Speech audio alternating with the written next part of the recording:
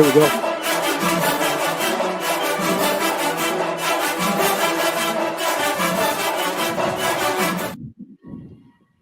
A&T drops its 9th game in a row, falling to Towson here in Towson, Maryland, 31-13, along with Swann.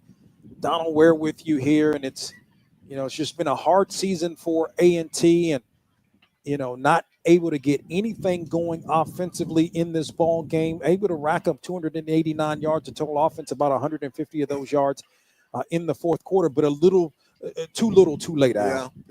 Yeah, and just to recap the game, the Towson Tigers took the opening kickoff, and they just methodically moved the ball down the field using the strong running game. After that, the Aggie defense did improve and did a creditable job of stopping the run, but the fact that we just are unable to generate any offense and constantly keeping pressure on the defense with 3 and outs and playing from behind the chain, we find ourselves majority of the time 3rd and long. And as you said, Donal, it wasn't until probably the end of the 3rd quarter and the 4th quarter that we started to get some offense and able to put 2 touchdowns on the board. And maybe that's something that, we can build on as we go into our last game of the season against Elon next week. Don't forget to get your comments into the chat. And again, A&T falling 31-13. And again, if there's another opportunity for another game, but some things have to change in particular from a offensive standpoint. We'll know, I guess, on Monday whether or not we'll see Braxton Thomas, because if he plays, then he would have to use this year of eligibility because he would have played in his 5th game. If he doesn't, then he can, in essence, redshirt this year with having played 4 games and some of that momentum. But got to get something going offensively. Got to. I mean, and it's really difficult because if we said one of the things that you like to do is in a situation like this, is to pick something that you do well and you can build on. And it was first half, it was very hard to find anything, but Formby came in and threw a couple of nice passes, and we were able to put 2 touchdowns on the board. And but you're right about Thomas. I mean, they have a decision to make, and don't forget now Kevin White, who started the year at opening starting quarterback, who was a very talented player, went out early with an injury. So we hope we have him back next year. So the Aggies coaching staff have a decision to make about Thomas for next week. Champ says 1 more game and the season is over. He also says we need to sit Braxton Thomas, let that young man redshirt. And because you have to leave all your options open. Certainly. And Thomas, from a numbers perspective, didn't necessarily play particularly well throwing the football, but he showed the ability to run the football. Yeah, he's not a bad runner, but he, of course, being a true freshman, he has to really work on his passing game, his passing skills, and things like his footwork. But they have a decision to make because if he indeed plays next week, he loses that ability to redshirt. So, decision for the Aggie staff. Kermit says we still can't tackle and move the ball on offense. I thought, certainly on that first and even the second drive, Towson really did move the football. Yeah. But after that, I mean, A&T got to those running backs. It's a talented group, maybe, from a 1-2 combination, if not the best, certainly top 2, top 3 in terms of combination running backs in the conference. So A&T did a better job, but, certainly was not able to move the football when it counted today. Exactly. That's the key, because if you are constantly putting your defense out there, your offense is going 3 and outs. It's just a matter of time. But you're right. After that Portland drive, the Aggies did a much better job of tackling. They started to tackle by committee.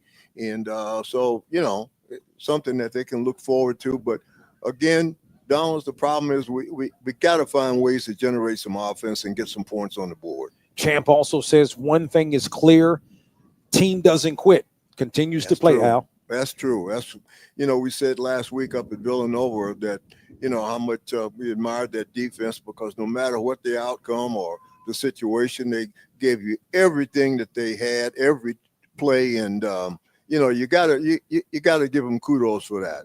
Don't quit at all. No quit whatsoever. 448 yards of total offense for Towson. Towson and the Aggies were able to take advantage of 13 penalties for 120 yards by the Tigers. That was really surprising because you hopefully if you're in a game and the other team has committed that many penalties for that many yards, hopefully you could turn some of those into some points, but we just were unable to do so today. A&T rolled up 289 yards of total offense, 223 of those through the air, a lot of those in sort of garbage time, if you will. But we really felt like coming into this football game that A&T would have some opportunities just based upon the stats that Towson brought to the table to run the football, and particularly in the air. And the 223 yards speaks to what A&T was able to do in the air, but not really when it counted. Yeah, when it counted. I mean, and the fact that we were only able to rush the ball for 66 yards, and 40 of those came in the first half. And so that's problematic for A&T in terms of their offense's inability to run the football.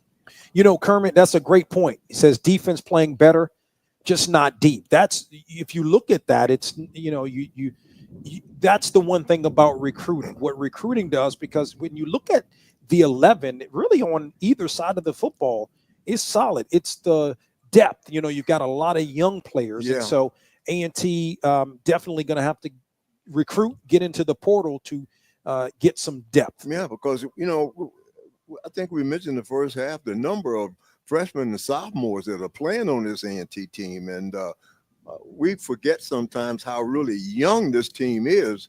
But as you said, Donal, I mean, I think Coach mentioned it to you in your interview that these guys have got to get in the weight room, get bigger, faster, and stronger if they're going to compete in the CAA. DC says can't play Braxton next week. Will have to preserve his red shirt.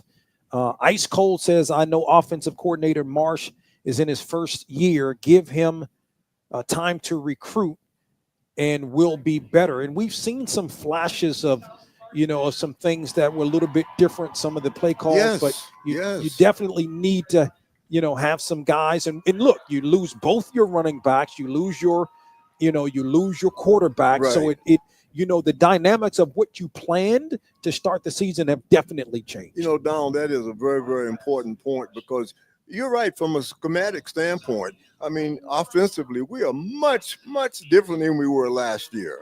And, of course, when you lose your top quarterback, when you lose your home run hitter at running back and your other top running back early on in the season, that is some tough obstacles to overcome. And so, as Coach told you in the interview, recruitment is really important, and I'm sure they're going to do the best they can to bring in the type of players that you have to have if you're going to compete in the CAA. Another good point by DC. We've got to look at the portal first this offseason. Can get some high school kids, but we're playing kids against grown men. Yeah, we mentioned that last week against Villanova. Villanova had over 20 players that were over 21 years of age. And, guys are six-year football. And that makes a difference when you're playing against, 18, 19-year-old kids. And so, but, I've heard people talk about the portal, going in the portal. And that's become very problematic in football, college football today, Donal, because, hey, it's not cheap, man. I mean, no matter what people say. So it's easier said than done. Yeah, no doubt about it. So we're going to get ready to wrap it up again.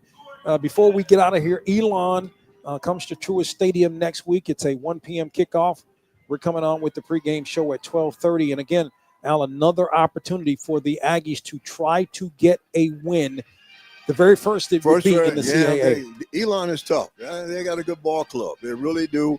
And so they're going to present some unique challenges to A&T, but another opportunity to get our first win in the CAA. And so let's keep a good thought.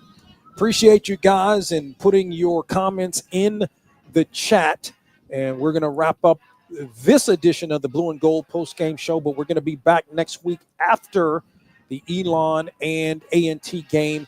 on next week. And don't forget, you can get your comments into the chat and we'll read them live on the air.